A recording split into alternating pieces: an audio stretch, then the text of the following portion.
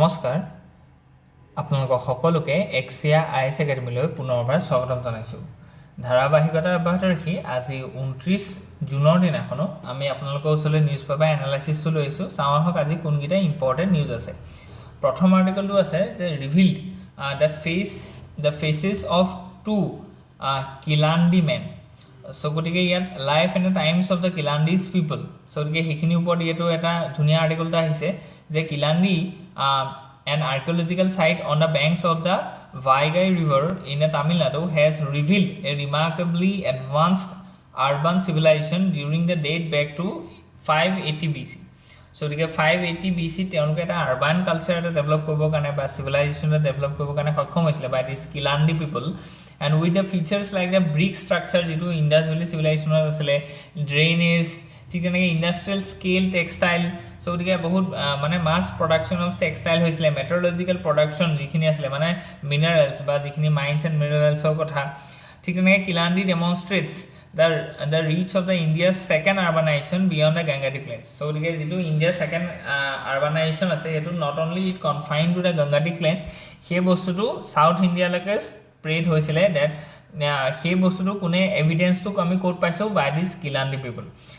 supported by the Sangam literature and the modern scientific methods the findings challenges conventional north centric narratives and the establishment of early Tamil comes global trade integration societal sophistication and literary continuity so the main argument to hetu je second urbanization to not only in the north India south India ro hetu bostu asile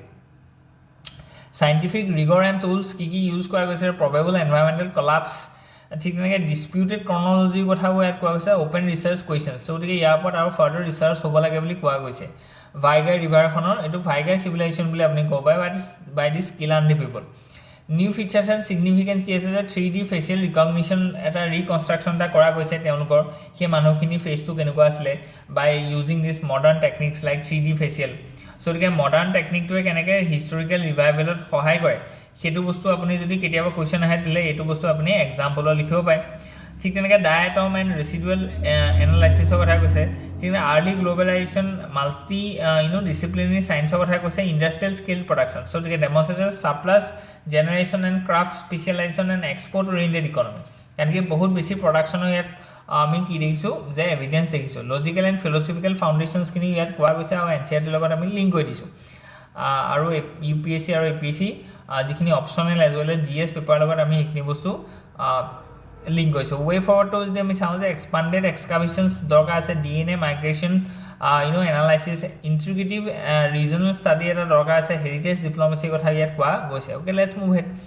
next যেটো article আছে আজি হেটো আছে talented famous beautiful yet their story is one of heartbreak and loss main argument is that historically known as the Ganikas Nagarvadhus Tawaifs were mastered of 64 kalas music dance poetry martial arts and diplomacy and had significant contribution courtly prestige akin to the scholar and ustads they often mentioned royalty and shaped aesthetic standards in the royal courts award hok mughal darbars hok British colonial jikhini laws asile criminalized their profession conflicting art with sex work so dike yat hekhini bostu teonuke british he ahi pele hetu bostu dikise je kanke ami bahut jodi dekhu je bahut beshi hekhon samoy jiman khini mane dholok gan asile he gan bila kinu tar pai origin hoisile ঠিক তেনেকৈ British colonial লজৰ কথা ইয়াত কোৱা গৈছে post colonial moral policing further raise their social legitimacy films like Umrao Jan Pakiza created glamorous architectures and tragic courtesans but often reintroduced stereotypes of seduction and victimhood rather than agency and resistance so the Begum Hazrat Mahal hekhini bostu ase yat new features ki ase hekhini bostu ami dekhsul legal and philosophical basis kini yat dekhwa goise okay let's move ahead next zero article says it is about this recent conflict between Israel and Iran regime on borrowed time but meddling could backfire so again middling could backfire so जिसकी लाठी उसकी foreign policy So গতিকে তেনেকুৱা ধৰণৰ এটা ইয়াত কোৱা গৈছে by this Chetan Bhagavat. So গতিকে 5 lessons from the Iran-Israel conflict. So গতিকে how can a new regime in Iran be in India's interest, yet Delhi said little. So the main argument ki the jungle of international politics might is right. In global diplomacy, military might, economic leverage and technological dominance decides outcome. So the hekana India ki koise je gote kita upor jor dise, diplomacy upor jor dise. We have a strong foreign ministry and foreign affairs minister. ঠিক তেনেকৈ military might upor ami bahut jor dise. That's why we are importing reliable machineries like S400, as well as we are focusing to develop our own indigenous weapons, okay, like Bhisma. ঠিক তেনেকৈ economic লেভাৰেজৰ কথা ইয়াত কোৱা গৈছে। So গতিকে আমি সেইকাৰণে economic ডেভেলপমেণ্টৰ ওপৰত বহুত জোৰ দিছোঁ। সেইকাৰণে RBI কি কৈছে, ৰেপো ৰেটটো কাট কৰিছে আৰু কি কৈছে যে ইকনমিটো বুষ্ট কৰিবৰ কাৰণে চেষ্টা কৰিছে। ঠিক তেনেকৈ টেকনলজিকেল যিটো ডমিনেঞ্চ আছে সেইটো বস্তু আমি ট্ৰাই কৰিছোঁ। That's why ISRO is taking this lead and sending their one of our leading pilot, group captain Shubhangshu Shukla to the International Space Station. So এইখিনি বস্তু আমি দেখিছোঁ যে কিহৰ কাৰণে কোনকেইটা ফেক্টৰ এতিয়াও আমাৰ মানে গ্লোবেল এফেয়াৰ্ছত বা ইণ্টাৰনেশ্যনেল পলিটিক্সত ইম্পৰ্টেণ্ট হয়, আৰু সেইকাৰণে আমি দেখিছোঁ যে এইকেইটা যাৰ ওচৰত থাকে সিয়ে কি কয় যে ইট ডিচাইডছ দ্য আউটকাম। যেনেকৈ আমি ইজৰাইল ইৰাণ ৱাৰখন দেখিলোঁ, ইৰাণছ আইডিঅলজিকেল pride ক্ৰাম্বল before the US-Israel joint military strikes. There is no global referee in an anarchic world order. Power, not moral legitimacy, decides destiny. So এইখিনি বস্তু আমি কিহৰ লিখিব পাৰে যে এথিক্সৰ যদি আমি হয় যে এথিক্সৰ টেলিঅলজি যিটো আছে, সো গতিকে তাৰ ওপৰত আপুনি লিখিব পাৰে যে টেলিঅলজিকেল যদি কিবা এটা আৰ্গুমেণ্টক যদি আপুনি জাষ্টিফাই কৰিব বিচাৰিছে তেতিয়াহ'লে এই ৱৰ্ডকেইটা আপুনি লিখিব পাৰে। ঠিক তেনেকৈ ইণ্টাৰনেশ্যনেল যিটো আমাৰ IRS যিখন আছে ইন GS পেপাৰ 2, তাতো আমি এইটো বস্তু লিখিব পাৰোঁ যে কেনেকৈ এতিয়া ৱৰ্ল্ডখন এনাৰ্কিক এটা ৱৰ্ল্ড অৰ্ডাৰ আমি গৈ আছে। যে আগতে এনেকুৱা আছিলে যে UN বা UNSC UNGA, সো গতিকে এইবিলাক এষ্টাব্লিছ কৰি পেলাই আমি এটা অৰ্ডাৰ্ড ইণ্টাৰনেশ্যনেল ৱৰ্ল্ড আমি কল্পনা কৰিছিলোঁ, বুজি পাইছেনে, by concerted effort from all the 193 countries. কিন্তু এতিয়া যিটো আমি দেখিছোঁ it is an emergence of an anarchic world, কোনো ৰুল নাই, কোনো ল নাই, ললেছনেছ। ঠিক আছে, strategic alliance and Trump size friends with benefits. So Israel is small in size but geopolitically formidable due to its unwavering alignment with the US. So US er logot Israel jitu alignment ase tak he bostute ki hoise geographically small holo tar jitu international gurutto ba international dominance and power hetu kintu sangatik bhabe bahai tulise. This strategic friendship is built on a reciprocity. Israel advances US interest in the Middle East. The US ensures Israeli security and access to cutting-edge military tech. UN as a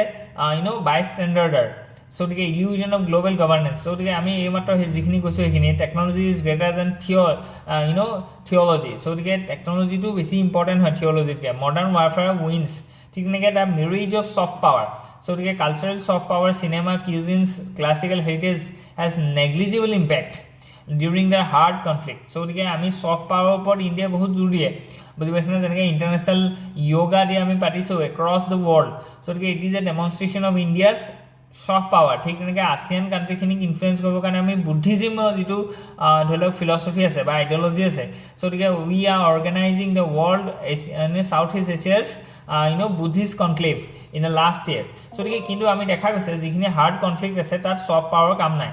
চ' গতিকে theme আমি দেখিছোঁ কি কি আছিলে, ঠিক তেনেকৈ logical and philosophical বেছ আমি ইয়াত দেখুৱাইছোঁ, NCERTৰ লগত লিংক কৰি দিছোঁ, আৰু UPSC পেপাৰৰ লগতো আমি লিংক কৰিছোঁ as we have talked about.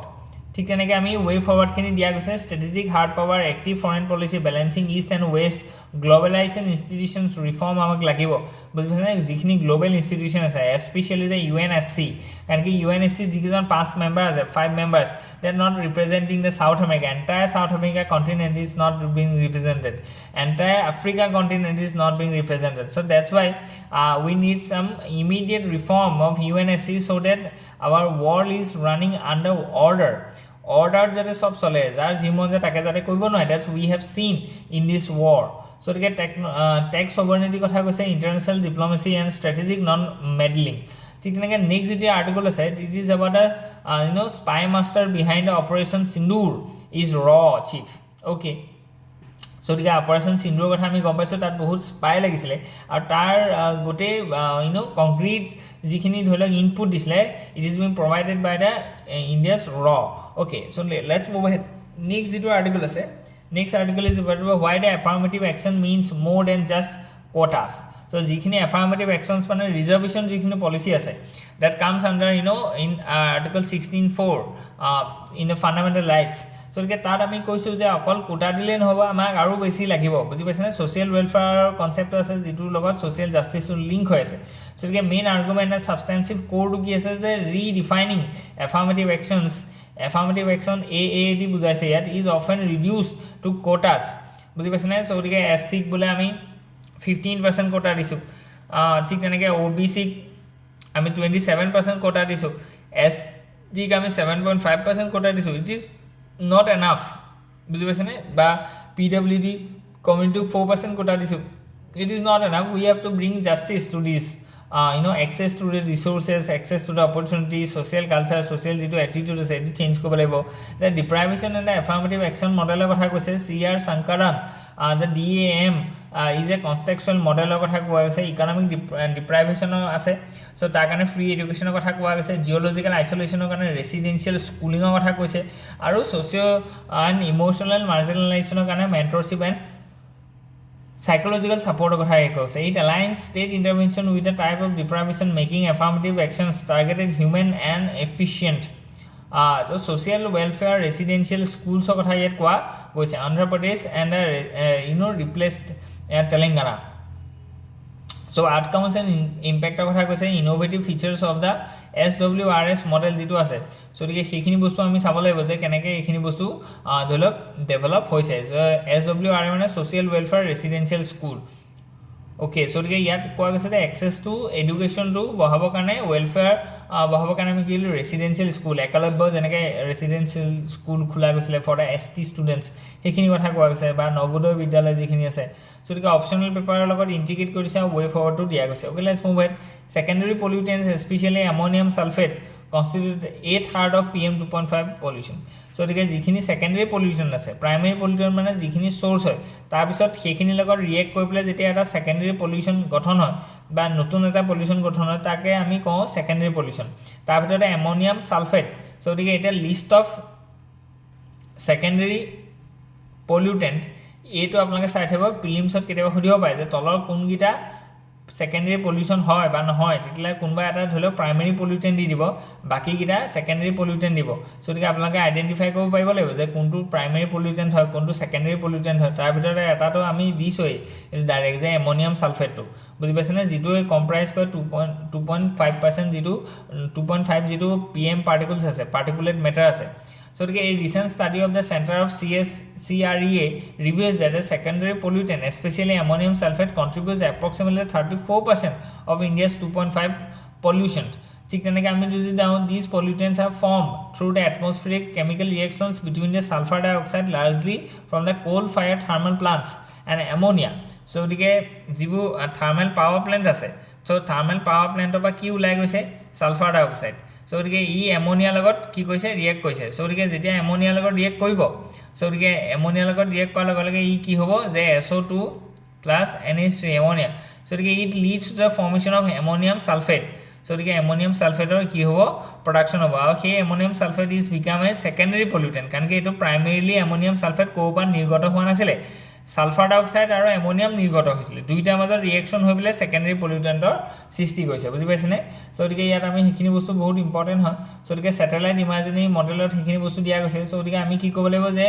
ইমাৰ্জেন্স of emission of sulphur dioxide from this thermal coal power plants আৰু NH3 যেটো আমাৰ অ্যামোনিয়া আছে তাৰ নিৰ্গত হোৱাটো কমাব লাগিব বুজি পাইছে সো গতিকে থাৰ্মেল পাৱাৰ প্লান্ট খিনিক আমি কি কৰিব লাগিব কেপ লগাব লাগিব যাতে ইয়াত যিখিনি ধৰিলক সালফাৰ ক্যাপচাৰিং যিখিনি ধৰিলক টেকনিক্স আছে এইখিনি বস্তু আমি ইউজ কৰিব লাগিব নেশনাল ক্লিন এয়াৰ প্ৰগ্ৰামৰ কথা ইয়াত কোৱা গৈছে সো গতিকে মেইন আৰ্গুমেন্টটো হেতুৱে হয়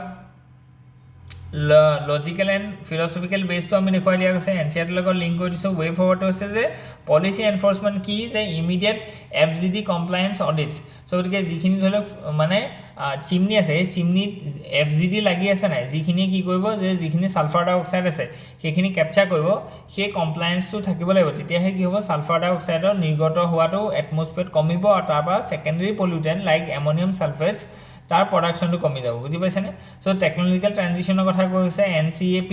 enhancement health integration and citizen engagement Okay, let's move ahead. Next zero article says the world is borderless. India is much larger than shown on the map. Shukla. So, Shukla, mane Subhangshu Shukla কৈছে যে ইণ্ডিয়াৰ মেপত যেনেকৈ দেখুওৱা গৈছে যে সৰুকৈ কিন্তু তেনেকুৱা নহয় যে এইটো বাউণ্ডাৰীলেছ হয় ইণ্ডিয়া ইজ মাছ লাৰ্জাৰ হয় মানে ইণ্ডিয়াৰ যিখিনি আইডিঅলজি ফিলচফি লাগিলে সেইটো গভাৰ্নেন্সে হওক ছ'চাইটিয়ে হওক বা ইকনমিয়ে হওক বা এথিক্সৰে হওক সেই যিবোৰ মানে আমাৰ way of life and ideology belief system আছে it not only confine to India it goes beyond বুজি পাইছেনে সেইটো মাছ লাৰ্জাৰ হয় সেইটো কথা কোৱা গৈছে ইয়াত